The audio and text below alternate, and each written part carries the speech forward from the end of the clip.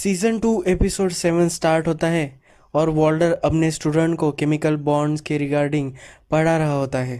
उस स्टूडेंट को सिर्फ 2 मार्क्स कम आए हुए होते हैं और इसलिए वो फेल होने वाला होता है। तो वो वॉल्टर को बोलता है कि सिर्फ 2 ही मार्क्स का तो सवाल है, तुम मुझे अगर 2 मार्क्स दोगे तो मुझे समर स्कूल नहीं जाना पड़ेगा, ये बहुत ही अच्छा हो जाएगा। वॉल्टर उसे बोलता है कि सिर्फ 2 मार्क्स नहीं, ये एक साइंस है। साइंस में इस तरह से मिस्टेक्स कर कर तुम नहीं आगे जा सकते। तो वो लड़का वॉल्टर को बताता है कि उसे बहुत ही इंटरेस्ट है केमिस्ट्री में, उसे कंसेप्ट अच्छे लगते हैं और बहुत सारी केमिस्ट्री की चीज़ें अच्छी लगती हैं। पर वो वॉल्टर को बुलशिट कर रहा होता है।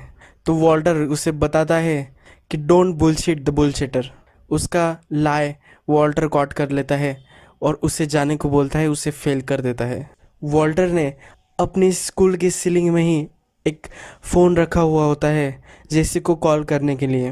वो जेसी को कॉल करता है और जेसी उसका फ़ोन पिक नहीं कर रहा होता। ये 3-4 दिन से ऐसा ही हो रहा होता है। जेसी ने उस सिचुएशन को हैंडल कर लिया है जिस सिचुएशन को वॉल्टर ने उसे बताया था, और उसने एक आदमी को मरते हुए देखा है एटीएम के नीचे आकर।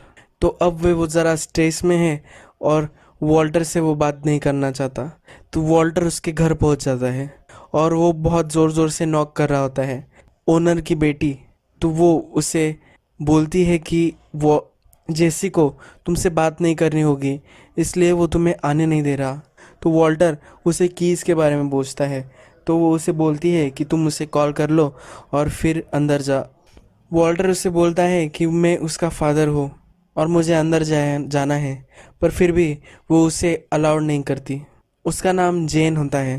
पर तभी जेसी डोर ओपन कर देता है। वॉल्टर जेसी को पूछता है कि वो क्यों कॉल नहीं आंसर कर रहा था। तो जेसी उसे बोलता है कि तुमने जो मुझे काम दिया था वही काम मैं कर रहा था। फिर वॉल्टर उसे इंसिडेंट के बारे में पूछता है।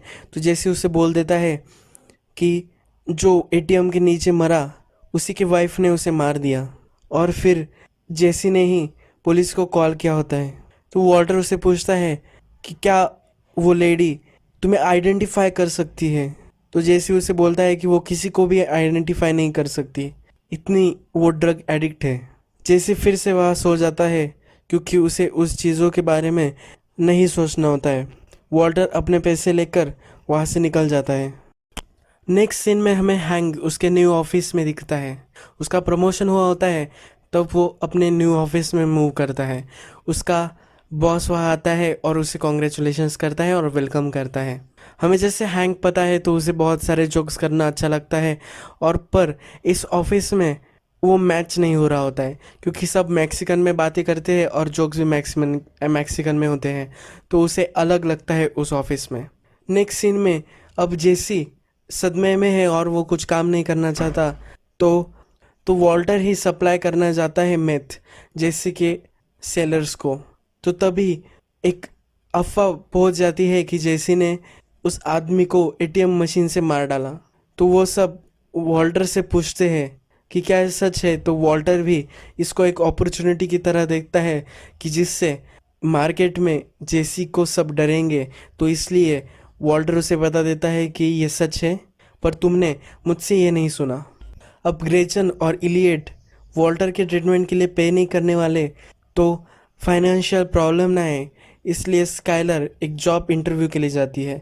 वो उसी जॉब इंटरव्यू के लिए जाती है जिस कंपनी में वो पहले काम कर रही थी। तो उसका जो बॉस होता है वो उसे अच्छी तरह से जानती है और उसका वो फ्रेंड होता है। जब वो सेक्रेटरी से बोलती है कि मुझे उससे मिलना है, तो सेक्रेटरी उसे बोलती है कि तुम्हें अपॉइंटमेंट लेनी पड़ेगी और तुम अब नहीं मिल सकती। पर उसका ऑफिस डायरेक्ट नेक्स्ट होता है, तो वो डायरेक्टली ऑफिस में घुस जाती है और फिर उसका फ्रेंड उसे आने के लिए बोल देता है। उसका नाम टेड होता है। तो टेड से वो बातें करती है। टेड उससे पूछता है कि तुम अब प्रेग्नेंट हो तो ये बॉय है या गर्ल है। तो स्काइलर उसे बोलती है कि ये गर्ल है। स्काइलर भी टेड के बच्चों की फ़ोटोज़ देखती है उसके ऑफिस में। स्काइलर उसे बताती है कि मैं यहाँ डाटा एंट्री के लिए अप्लाई कर रही थी, पर वो एक अकाउंटेंट हुआ करती थी जब प्रीवियस जॉब वो करती थी। तब टेड उसे बताता है कि हम एक नई फ्रेंचाइजी भी ओपन कर रहे हैं, तो हमें एम्प्लॉयज़ की ज़रूरत तो पड़ने वाली है, तो क्यों ना तुम तुम्हारा ओल्ड जॉब ही फिर से ले लो। इस तरह से स्काइलर को जॉब मिल जाता है। वॉल्टर फिर से जेसी के घर आ जाता है और फिर वो एक मैप निकालता है। वो बोलता है कि हम अब हमारी टेरिटरी को बढ़ा सकते हैं। तुम्हारे जो सेलर्स है उनके नीचे भी हम कुछ सेलर्स बना सकते हैं, फुटवर्क करने के लिए, यानी कि डायरेक्टली सेल करने के लिए। अब तुमसे सब डरने लगे हैं क्योंकि मैंने उनको बता दिया है कि तुमने उस आदमी को एटीएम मशीन से मार दिया है। तो इससे अब दरारा हमारा बन चुका है और अब हम पूरी टेरिटरी में सेल कर सकते हैं। इससे हमारी बिजनेस की ग्रोथ बहुत अच्छी होगी। जेसी को उसके खुद पर कॉन्फिडेंस नहीं होता, तो वॉल्टर उसे कॉन्फिडेंस देता है कि तुम एक ब्लो फिश हो, तुम छोटे हो पर तुम एक बड़ा फिश होने का ढोंग लेते हो और सबको डरा देते हो। इससे जेसी को भी कॉन्फिडेंस आता जाता है। नेक्स्ट सीन में हैंक और उसकी टीम एक खबरी से बात कर रहे होते हैं और वो खबरी पूरी ड्रग कार्टेल को एक्सपोज करने वाला होता है। हैंक अपने ओल्ड जॉब की इंट्रोगेशन टेक्निक्स यूज़ करता है पर वो काम नहीं आती। ये जो नया खबरी होता है वो अपने आप को एक टर्टल बोलता है कि मैं हमेशा स्लो चलता हूँ पर रेस में मैं ही जीतता हूँ। नेक्स्ट सीन में स्काइलर और मरी, इन दोनों में कन्वर्सेशन होती है। स्काइलर मरी को बताती है कि वो फिर से उसकी ओल्ड जॉब में बैक जाने वाली है। मरी को मालूम होता है कि स्काइलर से उसके बॉस ने इंटीमेट होने की कोशिश की है, यानी टेड ने प्रीवियसली स्काइलर के साथ इंटीमेट होने की कोशिश की होती है।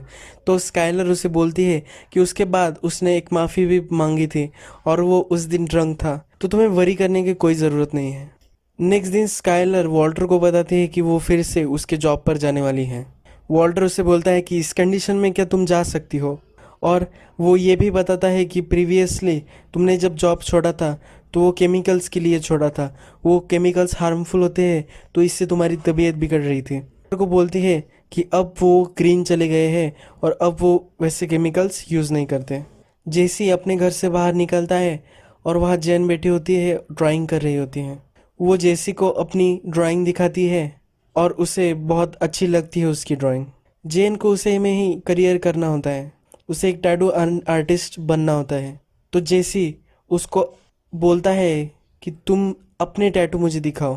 तो जेन बोलती है कि मैंने कोई भी टैटू नहीं करवाया क्योंकि मुझे इतनी लॉन्ग टर्म कमिटमेंट नहीं चाहिए। जेसी उससे बात कर रहा होता है तभी एक बाइकर उसकी स्ट्रीट में आता है और उसे बोलता है कि तुमने सही किया, और उसका नाम भी लेता है पिंकमन। इसे जेन को पता चल जाता है कि उसका नाम पिंकमन है। नेक्स्ट सीन में मैं हैंक और उसके कलीग्स उस खबरी पर नज़र रखते हुए दिखते हैं। जिस जगह सब कार्टेल आने वाला होता है उस जगह वो नज़र रख रहे होते हैं। तभी हैंक को जो खबरी होता है, जो अपने आप को टर्टल बोलता है, उसका ही सर टर्टल पर दिखता है कटा हुआ। वहाँ वो सब जाते हैं और हैंक उसे देखकर हैंक को फिर से पैनिक अटैक आता है और वो अपने गाड़ी तक चला जाता है। वो सबको बोलता है कि मैं एविडेंस बैग लेने के लिए जा रहा हूँ। सब उसका मजाक उड़ाते हैं और उसी टर्टल के आसपास वो खड़े होते हैं। तभी टर्टल के नीचे एक बॉम्ब होता है और वो एक्सप्लोड होता है। बहुत सारे डी एजेंट जख्मी हो जाते हैं, किसी का पैर टूट जाता है तो कुछ लोग मर जाते हैं। जेसी फिर अपने सेलर्स को बताता है कि अभी तुम लोग बॉस बन जाओगे और तुम्हारे नीचे भी कुछ लोग काम करेंगे। अब हम एक्सपार्ट करने वाले हैं। जेसी और वॉल्टर कार में बैठे हुए होते हैं, तब वॉल्टर जेसी को बोलता है अब हमने हमारी टेरिटरी तो बना ली, अब हम प्राइस इंक्रीज करेंगे। यही बिजनेस का एक टैक्ट होती है। नेक्स्ट सीन में स्काइलर को कंफर्टेबल करने के लिए टेड उसे बोलता है कि मैंने तुम्हारे लिए ये ऑफिस चुना है ताकि इससे टॉयलेट भी नज़दीक ही है और तुम प्रेग्नेंट हो, इसलिए तुम्हें ज़्यादा चलना भी नहीं पड़ेगा। उसे वो वेलकम करता है और उसे बोलता है कि मैं तुम्हें मिलता रहूँगा। जैसे बोर हो रहा होता है तो अपने लिए वो एक फ्लैट स्क्रीन टीवी ले रहता है और उसके सैटेलाइट पर सिग्नल नहीं आता, तो इसलिए वो वही बैठा रहा होता है। तभी वो जेन को बैक डोर पे जाते हुए देखता है और वो वही आ जाता है। उससे वो बात करने लगता है और उसे बताता है कि मेरा नाम पिंकमन है। उसे वो इनवाइट करता है कि मेरे पास फ्लैट स्क्रीन टीवी मैंने अभी अभी परचेस किया है, क्या तुम्हें देखना है? तो वो दोनों चेयर पर बैठ के सैटेलाइट कनेक्ट होने की वेट करते रहते हैं और तभी वो दोनों इंटीमेट हो जाते हैं। इस तरह से एपिसोड ख़त्म हो जाता है।